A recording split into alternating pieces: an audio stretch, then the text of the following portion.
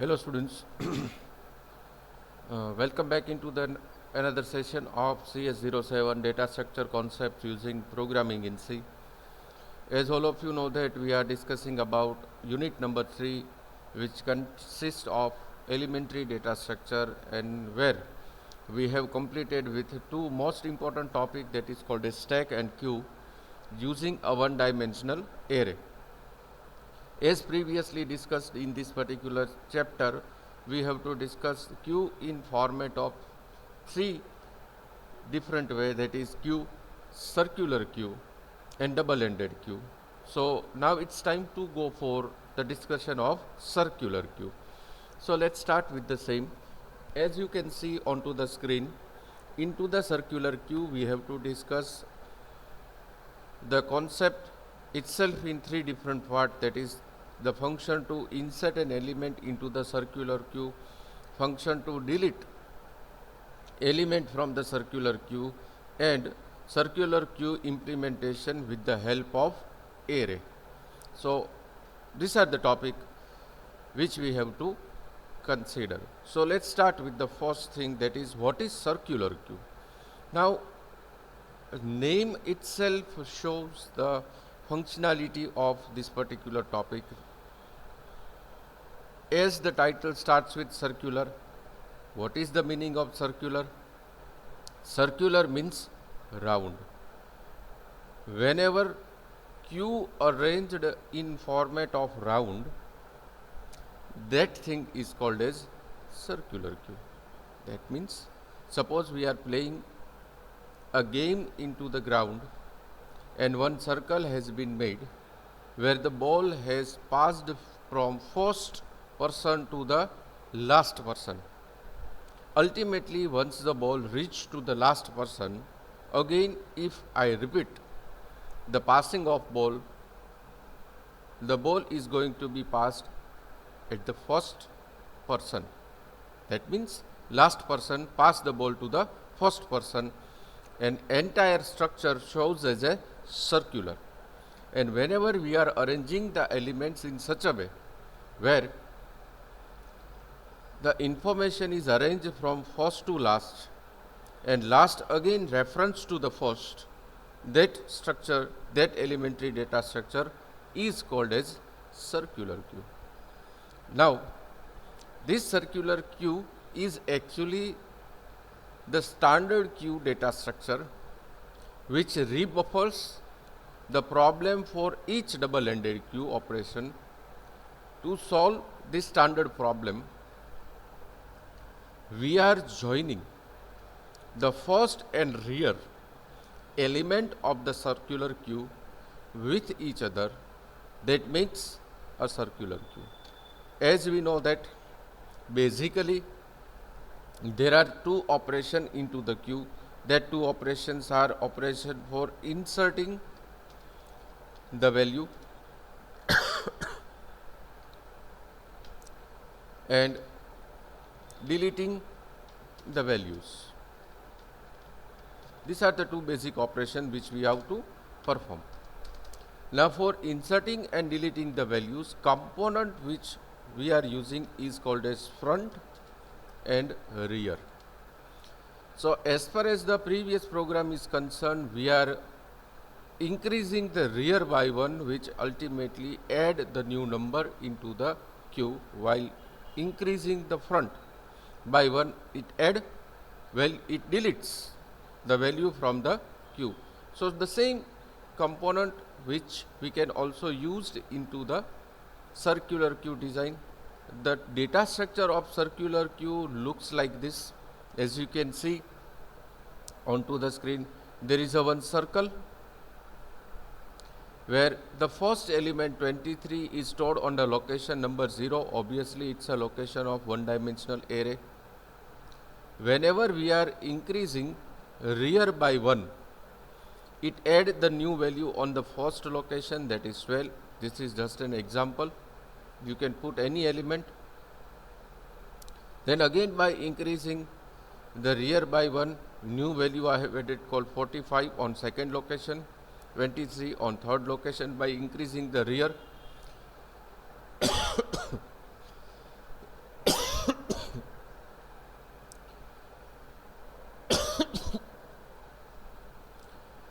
Then again I am inserting 47 on the fourth location. Then again I am adding 50 on a fifth location by increasing the rear. Again I increase the rear, newer value is going to be stored on my sixth location. Then if my total area size is 8, then the location number 7 is the last one. Suppose I store 0 over here, then this location number 7, or we can say after the location number 7, front and rear becomes same. So whenever the front and rear became same, it should continue watching the queue, makes this queue as a circular queue. Now as far as this data structure is concerned and the total size which is defined by the programmer, now there is no chance of adding any other new number as the location gets over. So what happened? If I increase front by 1, then the first value which will be deleted from the entire circular queue is 23, then 12, then 45, then 23, then 47, then 50, then so on, and ultimately again if front and rear becomes 0, that means the entire circular queue is empty. I can increase the rear by 1 for adding the new number. Yes, this is almost similar like the simple queue, but the thing is what, in a simple queue, the data structure is not in a circular manner. All the elements are queue up one by one, where the last element is not referenced with the first element. So this is just a single difference between this simple queue and the circular queue. Now, algorithm for creating the simple circular queue is like this.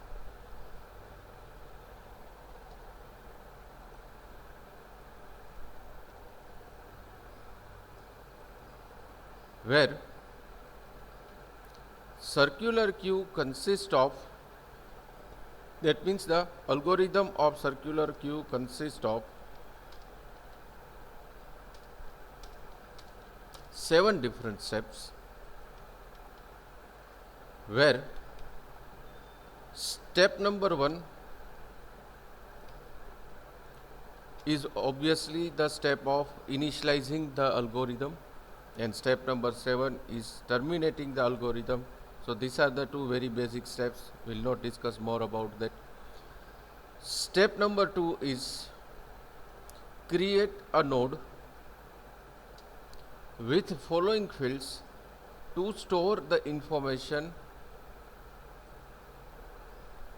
and the address of next node. Structured node begins into the information pointer to structure node called next node. That means in this particular program, what happens, our node is created. One node means it's a technical word, it's a one type of physical location. One type of logical location which consists of two things. One is the address of next node and the part called information, where the data is going to be stored. Then step number 3 is what? Create a class called CList, where member variable of pointer to structure node called root, previous, next and other member function for arranging all the elements into the circular queue. Then after creating that particular function, by just calling that function, we can display circular queue and their elements onto the screen. It doesn't mean whenever we run the program, you will see a one circle onto the screen where all the informations get displayed in circular manner. Instead of that, we can find that the last element is referencing to the first element. Now let's see the logical code for the same.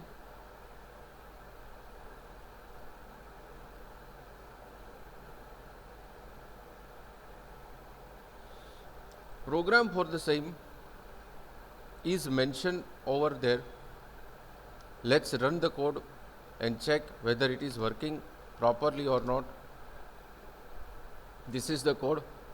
Whenever we visit this code, it looks almost similar like our simple simple queue. Let's run the code. As you can see that there are no syntactical errors, we can execute it.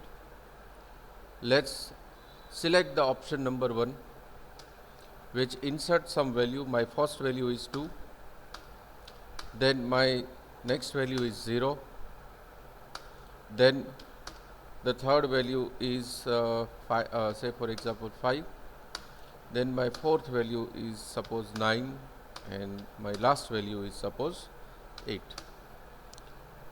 Now still suppose I want to add a newer value. What it displays? Overflow, because the size of my circular queue is 5. So this is the sequence. First is 2, then 0, then 5, then 9, and then 8. So in this sequence, 8 is referencing to the value called 2. Clear? Again I am repeating my words. In this data structure, the last value reference to the first value, that is called as 2. That means 8 reference to the value called 2. That's why this particular data structure is called as a circular queue data structure. Now let's try to do one thing. Suppose I am selecting operation number 2, which is the operation for deleting the value. Which element is going to be deleted? Same like a simple queue, the first element which has been arrived, that is 2.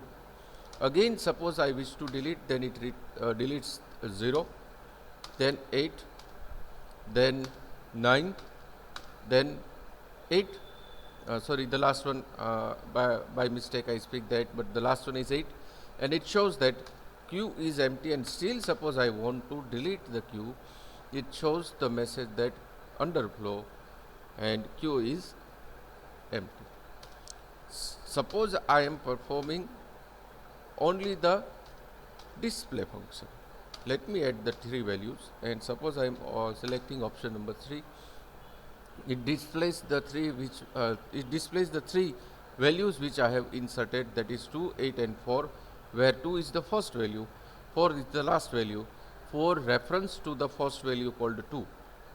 And suppose I select option number 4, then and then program get terminated. So this is the beauty of this particular code. Let's see this code for better visibility over the notepad.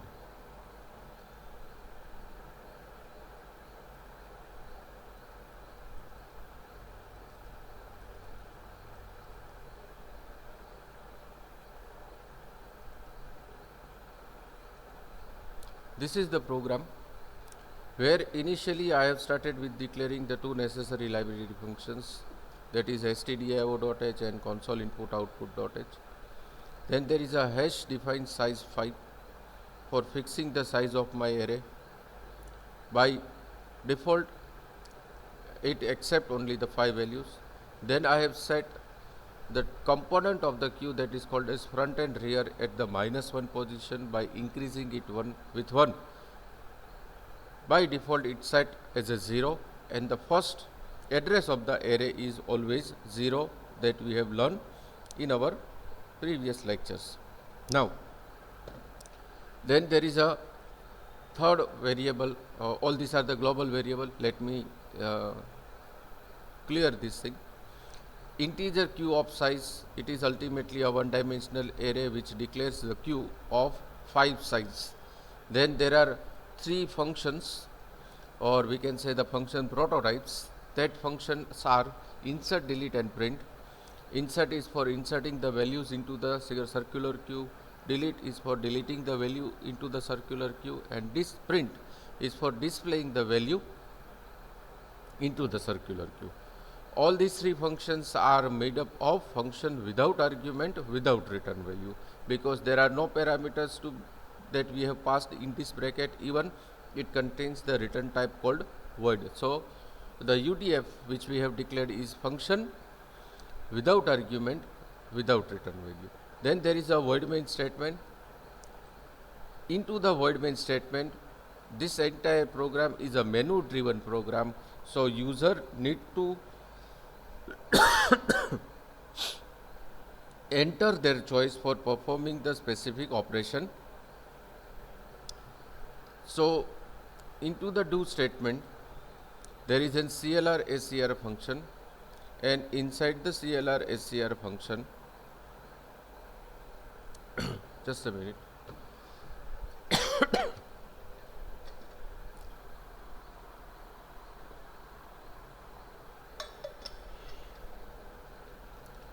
Inside the CLR SCR function, we have started designing the menu.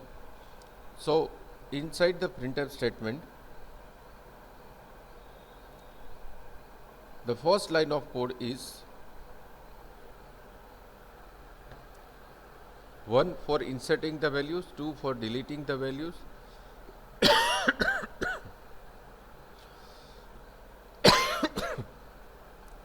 3 is for displaying the value, and 4 is for exiting from the program. So the choice has been accepted by the scanf statement, that is called as scanf %d and %choice. The given choice has been passed into the switch statement for selecting the specific case. In switch statement, case number 1 is for inserting and displaying the value. Case number 2 is for deleting and displaying the value. Case number 3 is for only displaying the value, and case number 4 shows or we can say terminate the program whenever user selects the operation number 4. This program continues still user has not selected option number 4. So let's start. Suppose here I have selected choice number 1. Choice number 1 is for insert.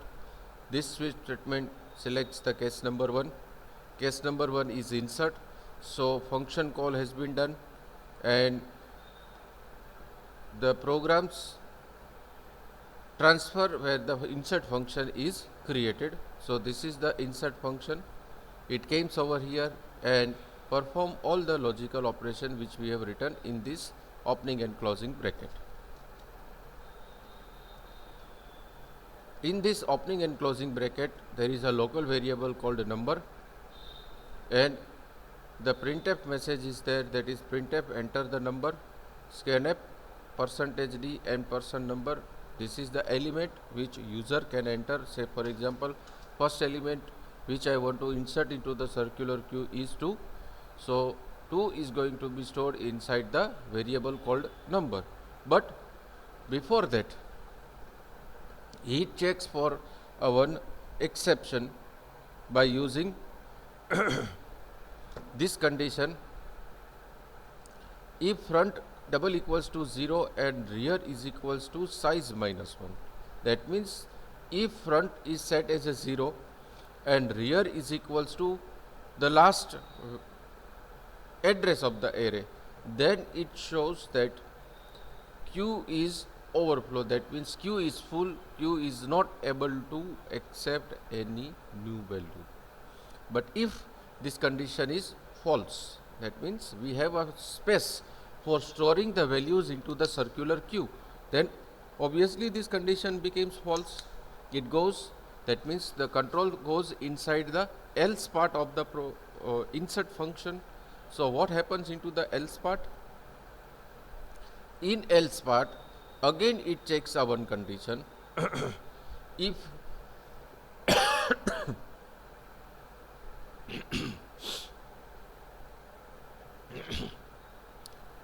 if rear double equals to front minus 1. So what this condition says, say for example, for the first time rear is equals to minus 1, front equals to already set as a minus 1.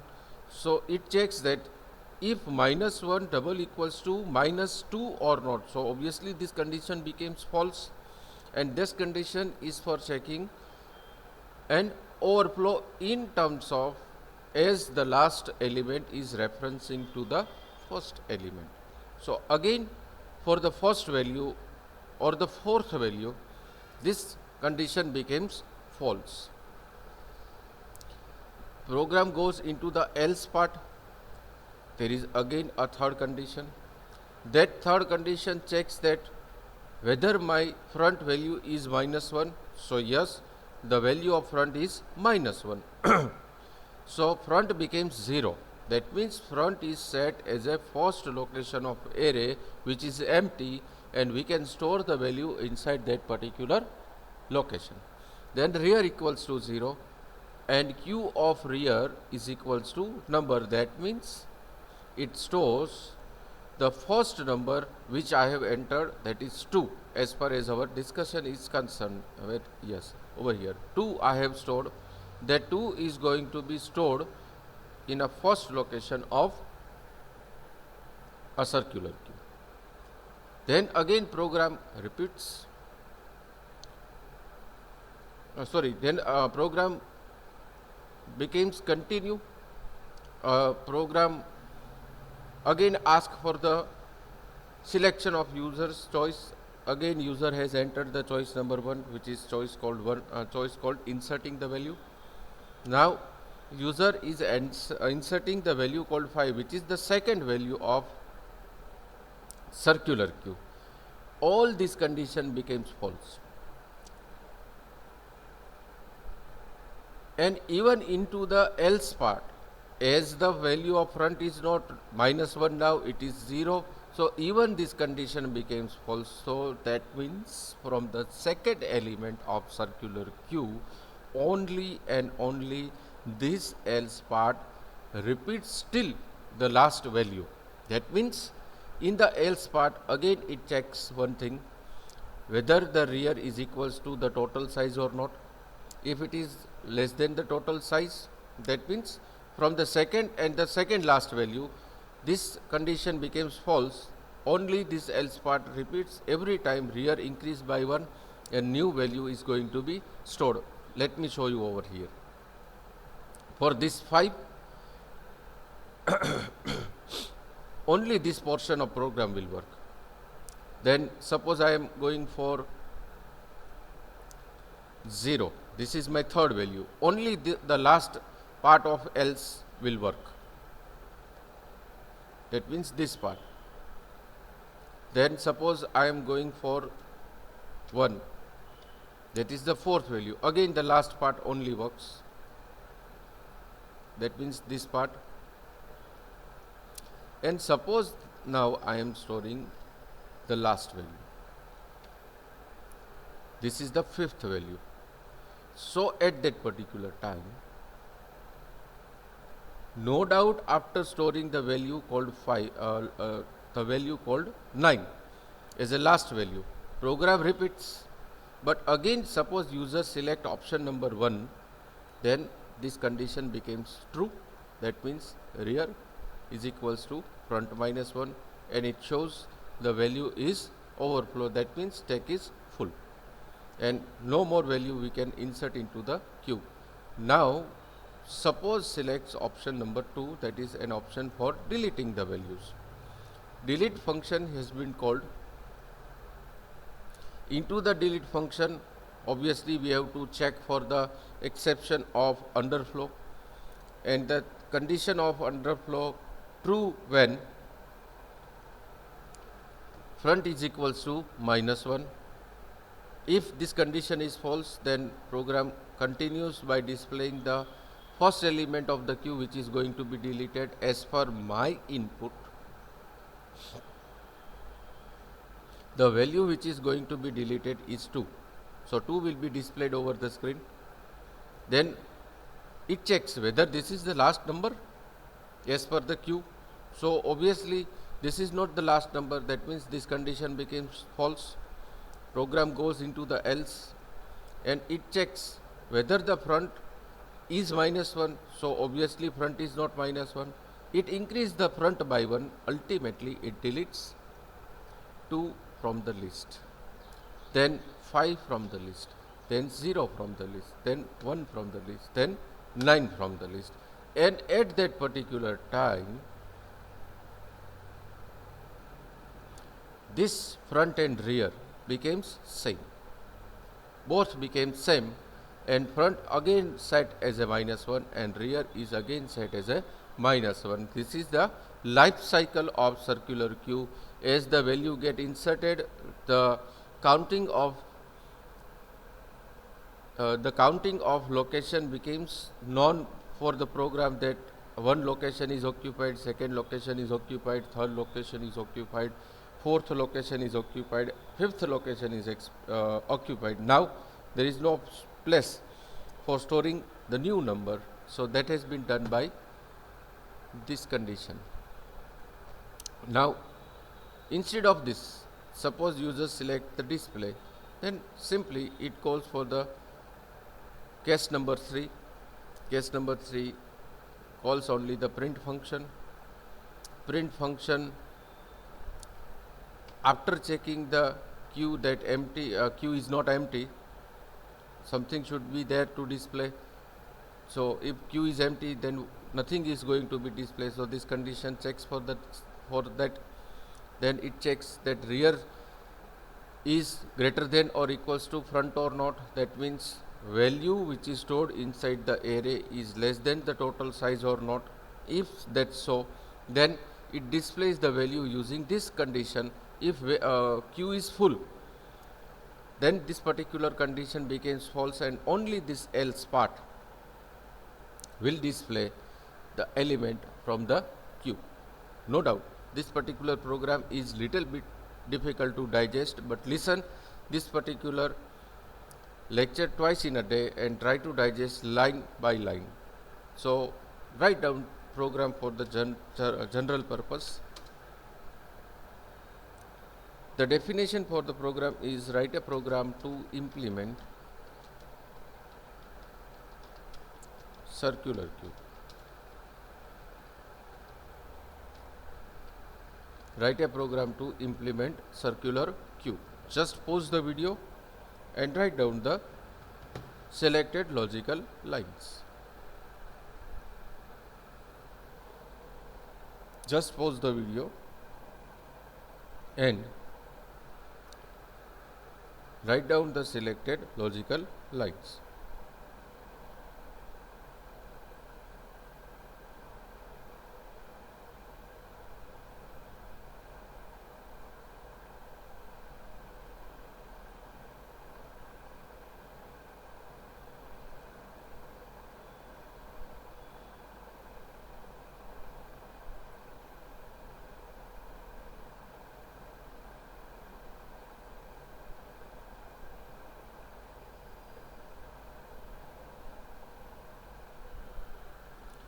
Again pause the video and write down this selected line of code.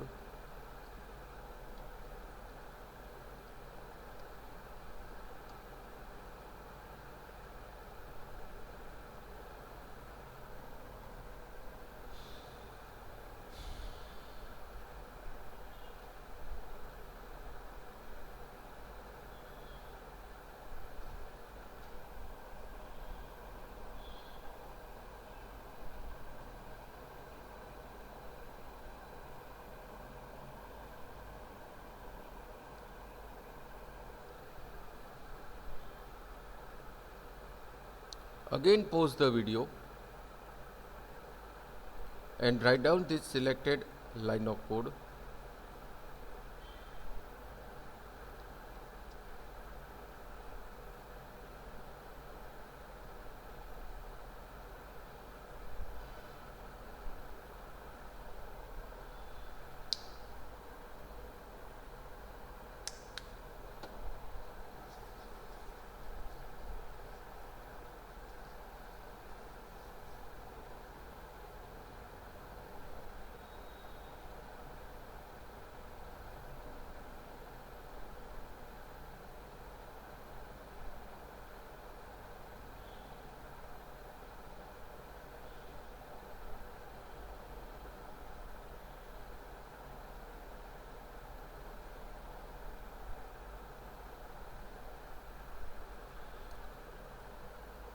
Again pause the video and write down this did function properly.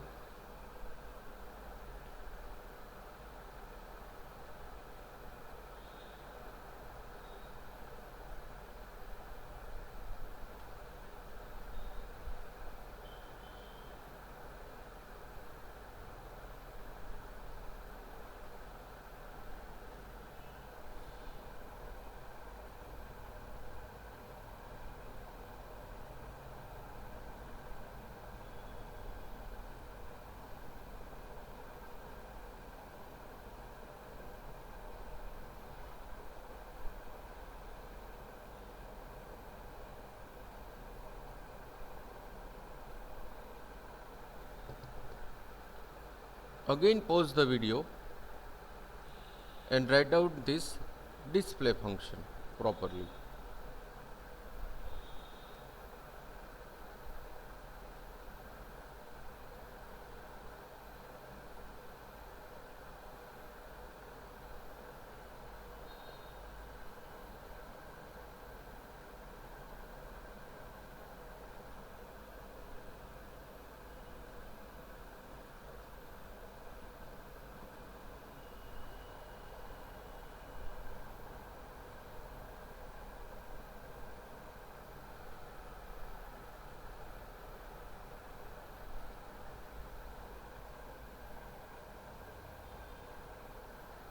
I hope all of you have written the entire program. You can pause the video and write down the code. Now, as far as the syllabus is concerned, circular queue we have to discuss up to this extent. The last type of queue and the last topic of unit number 3 is double-ended queue, which is called as DQ, which is not that much important into the exam because this is very complicated concept to understand as compared to the simple queue and the circular queue. Even circular queue is little bit difficult to digest, but circular queue, or you can say the simple queue, is very important for the university examination. So I request all the students to go through each and every session properly, listen every word seriously, and try to digest everything one by one. So in next lecture we will go for double-ended queue with theory, algorithm and their practical. So till that, thank you very much students for listening me, and have a nice day.